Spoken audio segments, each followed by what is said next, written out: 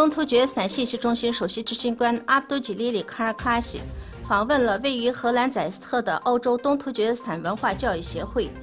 此协会成立于2008年。在访问中，首先祝贺了新一届管理组织协会，感到每个成员都是以全身心地投入到解放东突厥斯坦、解救维吾尔人而战的良好工作氛围中，由衷地感谢他们所付出的努力。日本和中国之间的紧张关系仍在继续。最近，中国具有攻击性能的4艘战舰擅自进入日本管辖海域。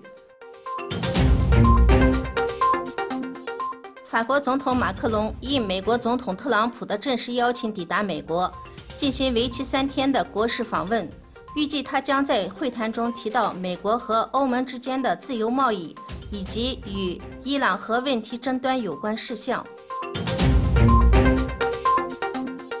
亚美尼亚总理谢尔日·萨尔吉香23日表示，鉴于首都埃利文民众针对自己抗议活动的持续，决定辞去总理一职。反对派指责他在做满10年总统任期后仍然抓权不放。为此，反对党领导人组织的抗议活动已持续11天。在首都埃利文，成千上万的人上街欢呼，庆祝他的辞职。数以百计的军人也加入了反政府抗议者的庆祝活动，驾车人鸣笛呼应。希腊的西俄斯岛重返战火，抗议包括左翼分子在内人员庇护申请的延误，攻击了大约200多名移民。